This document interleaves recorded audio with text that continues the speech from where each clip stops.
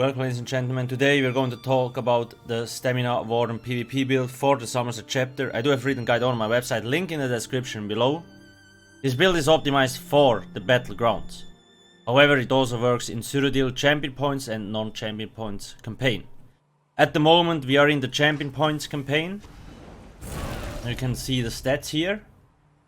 And we will immediately move to the no CP campaign, just to show you the stats there, because they reflect the Battleground stats. Now we're in the non-CP campaign, and you can see the stats are quite a bit different. We still have a lot of max stam, health is decent-ish, and quite a lot of stamina recovery. Weapon damage will go higher when we proc our... Where are you? Here, the weapon damage enchantment. Probably get around another 500, it's like 2.6k, something like that. I have screenshots of fully buffed on my website, like how it looks fully buffed in the CP and no CP. We're running the Lover Mundus Stone for more penetration. You could run the Warrior for more weapon damage. If you need more sustain, run the Serpent. So there's a lot of options that you have, but I found the Lover to be the most useful for this setup. We are running Bone Pirate, so you do need to run Dubious Cameron Throne, because this is a drink. What Bone Pirate does is, while you have a drink buff active, your max stamina is increased by 2k and stamina recovery by 145. On top of the stamina recovery you get from here, we also get max health and max stamina, so it's really good synergy with those two things. Potions, you can either use the Essence of Immovability with CC, restore health, restore stamina, or the ones that give you speed buff. I prefer the speed buff ones, especially in Battlegrounds. You have to run around a lot in certain game modes, so it really helps out. The ingredients, how you can craft them, are on my website. Race, Redguard, Argonian, Imperial, Orc, all works. You might have to adjust your resource management or like your sustain a little bit if you're not the Redguard or Argonian. I prefer Redguards because they have Arena Rush, gives a lot of stamina back, 10% max stam and 9% stamina recovery.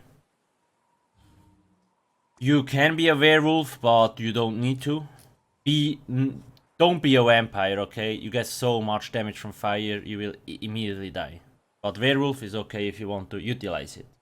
In terms of gear, we run a heavy armor build, so 5 heavy, 2 medium. You need, like the Bone Pirate is a medium set, so you need 2 pieces. And then the other 5 pieces need to be heavy. A lot of people make the mistake that they only have like 4 heavy because they want to run a light armor for more overall max stats. But that doesn't work with this build, because we run Bone Pirate. Unless you have Bone Pirate weapons, then you could probably go for it. Now, I don't have the optimal traits. I do recommend running 4 impenetrable and 3 well fitted. It's on my website. I just didn't have like access to them yet. But yeah, make sure to have at least 4 impen. Then I have tri-stat, on the small pieces stamina and 1 health. You don't necessarily need the health, you could run another tri-stat, but I just like the health value we have. I have 1 weapon damage, 1 stamina recovery and 1 reduced stamina cost. Because we spam a lot of abilities, I actually do like 1 cost reduction for stam abilities. Then we run an axe on the front, on the back bar. You could run a sword if you want, with poisons. So I do like those because the first perk, it immobilizes the enemies for 1.6 seconds. They get confused, they dodge roll.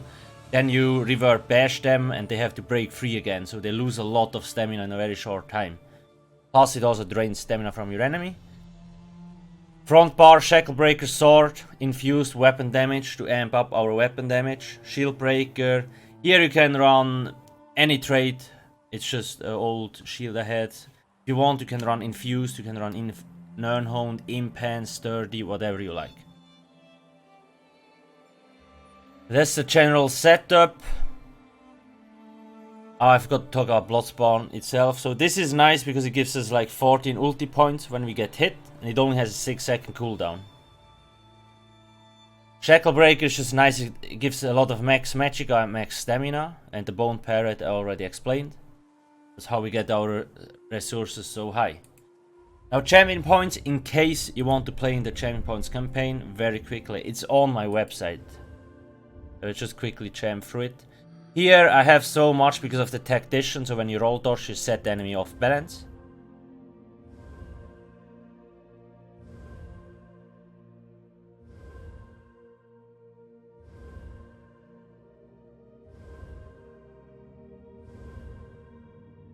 That's more or less it.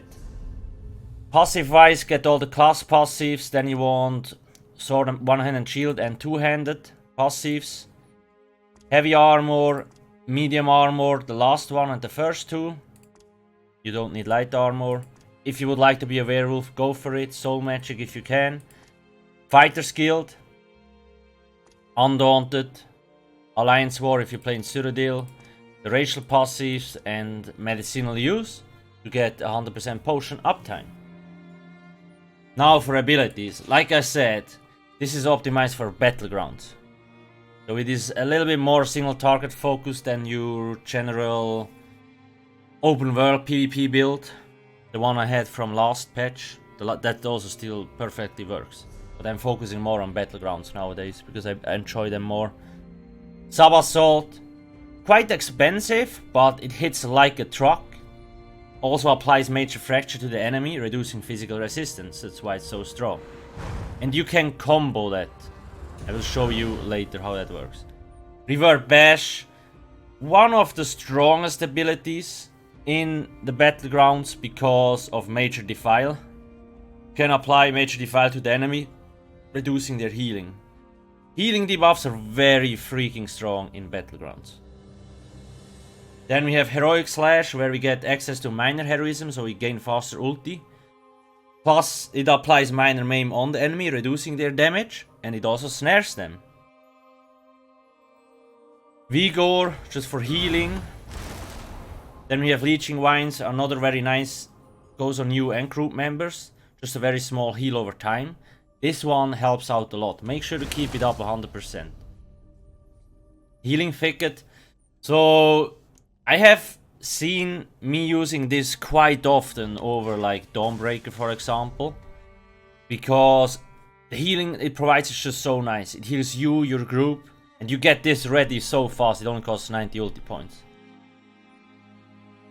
And also the healing over time will continue to heal you or your allies for 4 seconds after leaving the forest. You could choose the other morph. Forward Momentum gives you snare immunity. So that's why I really like that, especially in heavy armor. Also gives a small heal over time and access to weapon damage buff. Stampede, Gap Closer and snares, really good. Executioner, spin around and strike an enemy down. Now, like this is basically your execute. You could run Reverse Slash, but I actually prefer Executioner in Battlegrounds. It deals a little bit more damage, and sometimes it can make the difference to kill off targets. Shimmering Shield. Now this is probably one of the most important abilities for a Warden. So spin a shield of ice around you, absorbing up to 16k damage from 3 projectiles. Each time you absorb a projectile, you restore 600 magic and gain major heroism for 6 seconds, granting you free ultimate every 1.5 seconds.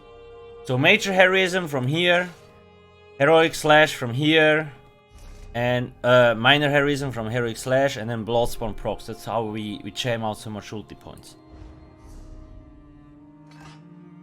Now, another very important thing, this will almost permanently be up in Battlegrounds. There's so many Magicka Sorks, Mech Blades in Battlegrounds, ranged enemies. Like, if I try to play without this, you take so much damage. The moment you actually use this, you gain so much immunity to all those ranged attackers. It's really strong. And because we have 11k Magicka, we actually can keep this up quite a bit. Plus it also returns Magicka when we get hit, so it's really nice. Ice Fortress, you get minor protection, reducing damage taken by 8%, and you also gain Major Resolve and Major Ward. So that's how we get from like 16, we use this, you get 22 and 22 on top of the 8% extra mitigation. And of course, Dawnbreaker of Smiting. AoE stun, kill off a lot of targets with this. Now I will actually, I played this build on stream already, but I forgot to upload the footage. Once I have gameplay uploaded, I will add it to the written guide on my website. Just to show you the combo, it's not that hard. Pull off. This is just to quickly show you off the combo and so you actually understand it. Once again, it's pretty simple. Like I said, in Battlegrounds, a lot of people don't have a lot of stamina. It's really hard to block for too long and so on. Obviously, gap closer, always very useful to close up, right? It also deals quite a bit of damage. And now what you want to do is, basically, obviously when you gap close in, you want to do a light attack afterwards. Light attacks do a lot of damage. Activate the Shulk here. And now you see it has a delay. Like the damage is delayed. So what you can do is apply this. Bash, Heroic Slash, execute. This will already kill a lot of targets. Of course, some targets that are very good at shield spamming or just perma blocking, it's not that easy to kill them. But if you cannot kill them, move on to the next target. They will also not be able to kill you. Especially if you keep up your buffs and so on. But again, you want that stuff up.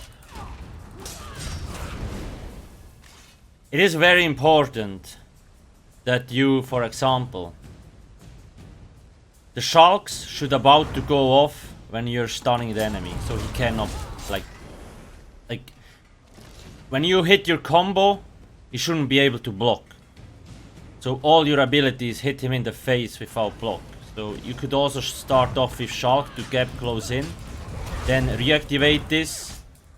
Maybe use a slash, bash, another slash, and so on. You kinda need to decide that for yourself, but this game is all about combos. The good thing is, if you actually activate Sub-Assault before you charge in, it will more or less proc when you weapon swap, so you can reactivate it. The reason why this is good, then Major Fracture will already be applied on the enemy. Okay? Just say. But again, I will try to get gameplay footage on YouTube, because I don't think people will find it on the live streams anymore. Once I have that, I will put it in the written guide so you can find it there. But yeah. That's more or less it for now. If you have any questions, ask me in the comment section below. Thanks for watching and have a nice day. Cheers.